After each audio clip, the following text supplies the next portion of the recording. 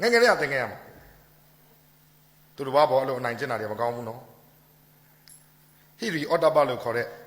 ရှက်တင်ရကိုရှက်ဖို့ကြောက်တင်ရကိုကြောက်ဖို့ငယ်ငယ်လေးကသင်ရမှာတိုင်းပြည်ရဲ့ပစ္စည်းဥစ္စာဘဏ္ဍာတွေကိုခိုးတယ်ဝတ်တယ်ဆိုတာရှက်စရာနော်သင်ခဲ့မှာဟောပြည်တိုင်းကဘာမှမသင်ခဲ့ဘူးဒါသင်ဒါချက်ဒါမေးဒါဖြေဒီနေ့ညချက်ထားတဲ့စာကိုနောက်နေ့တူအောင်ပြန်ရင်းနိုင်တဲ့ကောင်တော်တယ်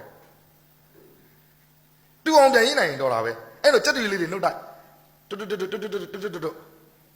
အဲ့ဒီမှာဆယ်တန်းတွေဖြစ်ဂုံတူးတွေအများကြီးရရှာဝန်တွေဖြစ်အင်ဂျင်နီယာတွေဖြစ်စစ်ဗိုလ်တွေဖြစ်တရားသူကြီးတွေဖြစ်ရှင်းနေတွေဖြစ်အဲ့ဒီလိုတွတ်ကနေဖြစ်လာတဲ့ဆရာဝန်တွေစစ်ဗိုလ်တွေအင်ဂျင်နီယာတွေကတရားမဲ့စွာပြုတ်မှုကြတာမဆန်းတော့ဘာမှမသိခဲ့ရဘူးငယ်ငယ်တွေကပြန်စဉ်းစားကြည့်ကျွန်တော်တို့ပညာရေးအောင်ဟောဆရာကြီးသူငယ်တန်းကနေပွေရတဲ့ဒီ15နှစ်သာသင်လိုက်တာအဲ့ဒီပညာရေးထဲမှာလူမှုရေးလည်းမပါဘူးစီးပွားရေးလည်းမပါဘူးနိုင်ငံရေးလည်းမပါဘူးဘာသာရေးလည်းမပါဘူးအားကစားလည်းမပါဘူးကျွန်တော်မိကုန်းတစ်ခုထုတ်ကြတယ်ပညာရောပါရဲ့လားပညာလည်းမပါဘူးဘာတွေသင်နေတာသင်နေတာလားတတ်နေတာလားမိဘတယောက်အနေနဲ့ကျွန်တော်မေးချင်တယ်ကျွန်တော်တို့ရဲ့သားသမီးတွေကိုခင်ဗျားသင်နေတာလားတတ်နေတာလားပြဿနာတက်ပြီနော်ပန်းသီးတစ်လုံး5ချက်ပန်းသီး5လုံးမြင်များနေတဲ့စာမွေးရောက်တော့ဆရာမမေးတယ်ပန်းသီးနေရာမှာလိမ္မော်သီးပြောင်းလိုက်တယ်လိမ္မော်သီးတစ်လုံး5ချက်လိမ္မော်သီး5လုံးမြင်များနေကလေးတော်လည်းငုတ်ထုတ်ထိုင်နေဆရာမစိတ်တိုးတယ်ဟဲ့ငါသင်ထားတယ်ဘာလို့မတွတ်တာလဲခတ်တော့တဲ့ကလေးတော်ကထားပြေပန်းသီးဆိုရင်တွတ်တတ်တယ်လိမ္မော်သီးဆိုဘာလို့မှမသိဘူးတဲ့လိမ္မော်သီးဆိုဘာလို့မှမသိဘူးတဲ့ခြေလေးကြောင့်တော်ငါးမျိုးကိုဖော်ပြပါခြေလေးကြောင့်တော်ငါးမျိုးမှာကျွဲနွားဆင်မြင့်စိတ်ကျွဲနွားဆင်မြင့်စိတ်ကြောင့်အများနဲ့ပြောနေကြလည်းဖြစ်ပါလိမ့်မယ်ကျွဲနွားဆင်မြင့်စိတ်တာရီလောက်ကျွန်တော်သား၄တန်းဒါဖေဒိဋ္ဌာန်စိတ်ကူရှာမယ်တာမေမေဒိဋ္ဌာန်စိတ်ကူရှာမယ်ဟောစောစောကပဲခွေးလေးတွေကြောင်လေးတွေလာပြတာခွေးလေးတွေမှာခြေ၄ကြောင်ကြောင်လေးတွေမှာခြေ၄ကြောင်တရိတ်ဆိုင်ရောင်နေအသားရောက်ဖူးတယ်ကြားတွေမှာခြေ၄ကြောင်စက်တစ်တွေမှာခြေ၄ကြောင်ခြေ၄ကြောင်နဲ့တော်အများကြီးနေတာကျွဲနွားဆင်မြင့်စိတ်ကြောအဲ့လိုမချက်ပါနဲ့တာခြေလေးချောင်းပါတာဒါစိတ်တာဖြစ်လို့ကျွန်တော်ဒါခေါင်းခါ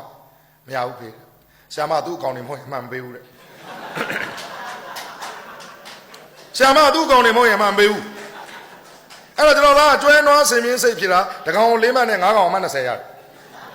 မှ20အဲ့ဒီသူ့အောက်ကတကယ်ချင်းကဆင်မြင့်စိတ်ကျွဲနွားလို့ဖြစ်တဲ့ကောင်က18မှတ်ပဲရကျွန်တော်အဲ့နဲ့ကိုတိုက်ကြည့်ကျွန်တော်သားကျွဲနွားဆင်မြင့်စိတ်ကျွန်တော်သားတကယ်ချင်းကဆင်မြင့်စိတ်ကျွဲနွားအဲ့ဒီဆရာမဒီကြောင်းလေးကကျွန်တော်ဈေးပေးမှာကျွန်တော်တိုက်ခံပေးမှာကျွန်တော်မနေ့ကျတော့သွားရင်လည်းတွေ့တော့ဆာမလေးနဲ့တွေ့ကျွန်တော်တပည့်တော်မဟုတ်ဘူးသူကကျွန်တော်ဆရာဆယ်တန်းအောင်နဲ့ကလေး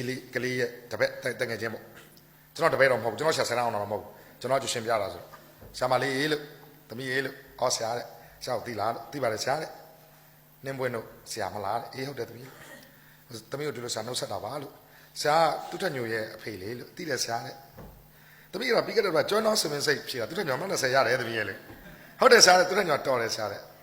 မှန်တယ်အဲ့သူတို့တွေတကယ်ချင်းလေးသမီးကောင်တုတ်လေးလို့ဝါတုတ်လေးလေးဂျူမုံလေးလို့အတိရစားဂျူမုံလည်းတည်တယ်ဂျူမုံကလည်းရှမ်းနေစားအေးသမီးဂျူမုံရောက်တော့သမီးစင်မင်းစိတ်ကျွမ်းလာလို့ဖြေတာလေလို့သမီး16မှာပဲပြထားတယ်အကောင်9ကောင်လုံးတူတယ်လေသမီးဘာဖြစ်လို့လဲလို့အဲ့ဒါပေါ့ဆရာသမီးတို့ကတင်လိုက်တာကျွမ်းတော့စင်မင်းစိတ်စီရီယယ်လိုက်တိကျတင်ပေးလိုက်တာဒါကိုဒီကလေးကငယ်လေးကဗျောင်းပြန်နေလို့တော့သမီးလက်မခံဘူးဆရာအဲ့တော့စင်မင်းစိတ်ကျွမ်းတော့လို့ဖြေတော့သမီးနမဆော့လိုက်တယ်ကြီးလိုက်ရင်အကျင့်ပါသွားရင်မလွယ်ဘူးဆရာရဲ့ကျွန်တော်ဘာမှဆက်မပြောနိုင်တော့ဘူးအေးပါသမီးရဲ့ဒါသင်ဒါချက်ဒါမီးဒါဖြည့်ဆိုတဲ့စနစ်ထက်မိကုန်းနေလဲမေးလို့မရနှစ်နဲ့ပေါင်းမှ4မဟုတ်ဘူးဗျ